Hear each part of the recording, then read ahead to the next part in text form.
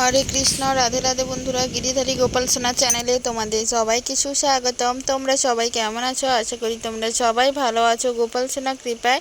আর তোমাদের গোপাল সোনাও অনেক অনেক ভালো আছে। আজকে কিন্তু একাদশী ব্রত, পুরুষোত্তম মাসের একাদশী ব্রত, যেটা অনেক অনেক গুরুত্বপূর্ণ আমাদের জীবনে। যে পুরুষোত্তম মাস প্রায় 32 মাস বা 3 বছর অন্তর কিন্তু আমাদের জীবনে আসে। আজকে সেই একাদশী ব্রত সারাদিন কি করি না করি, ভগবানের কীরকম কি সেবা দিই না দিই, যতটুকু পারবো চেষ্টা করব তোমাদের সামনে তুলে ধরার। চলো আগে ভগবানকে দর্শন করে নাও। এই যে গোপুসোনা আজকে সুন্দর একটা ড্রেস পরেছে। মায়াপুর থেকে যে ড্রেসগুলো নিয়ে এসেছিলাম তার মধ্যে এইটা আর একটা কালার, বেশ দারুণ লাগছে। আর বাড়িতে অনেকগুলো মোটামুটি বেলি ফুল ফুটেছিল, অনেক নয় কিন্তু যেইটা ফুটেছিল আমার ভগবানদের জন্য হয়ে গেছে। এইটুকুই আমার জীবনের শান্তি। আর এখানে একটা লক্ষ্মী নৃসিংহ ভগবান আমার সিংহাসনে, হয়তো তোমরা নতুন দেখছো। এইটা কিন্তু আমি মায়াপুর ধাম থেকে নিয়ে এসেছিলাম এই লক্ষ্মী নৃসিংহ ভগবানকে। আর সকালবেলা আজকে সাবুর পায়েস করে দিয়েছিলাম, সেইটাই কিন্তু ভোগ লাগিয়েছি তোমাদেরকে। আর প্রসাদটা তোমাদেরকে দর্শন করাচ্ছি। প্রসাদ দর্শনে দুর্ভোগ কাটে। চলো এবারে রান্না বান্না আবার শুরু করে ফেলি।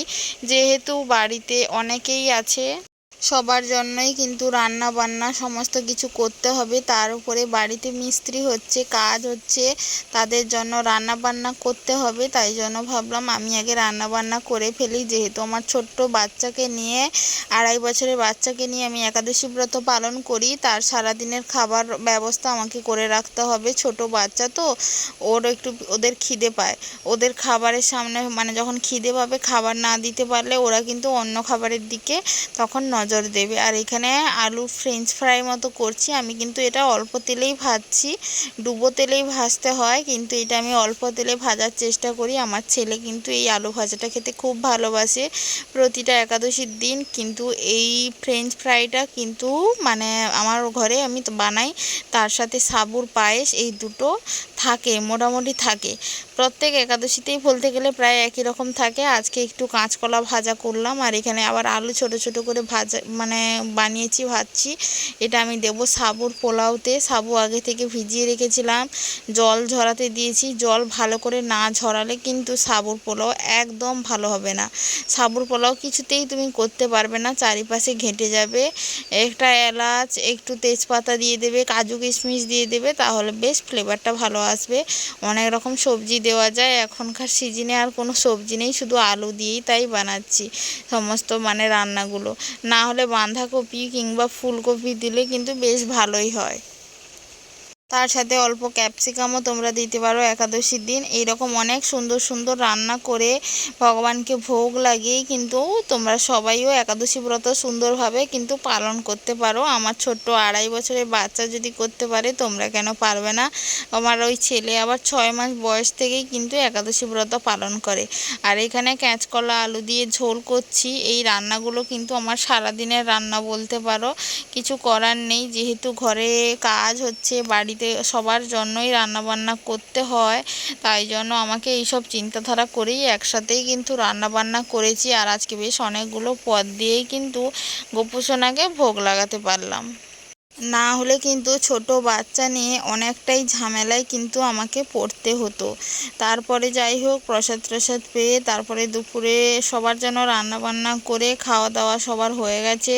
তারপরে বসেছিলাম একটু জব করতে, যেহেতু একাদশী ছিল। আর এত পরিমাণে গরম, ফ্যানের তলায় বসে আছি, তাও অনবরত কিন্তু মানে ঘাম দিতেই আছে।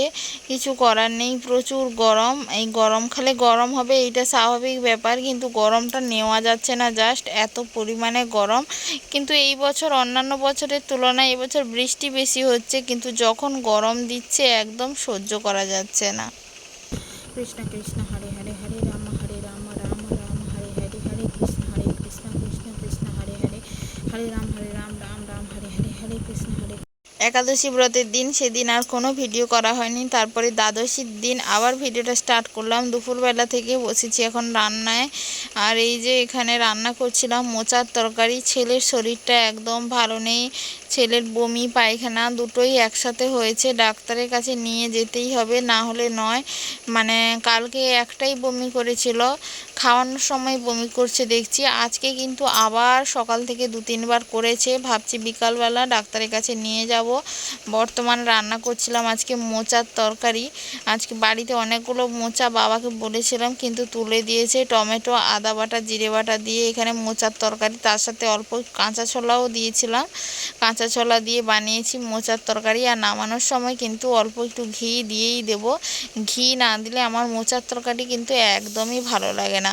এছাড়া আলুর দম, এই কিছু কিছু নিরামিষ রান্নাতে মানে ঘি না পড়লে তরকারিটা যেন কেমন কেমন মনে হয়।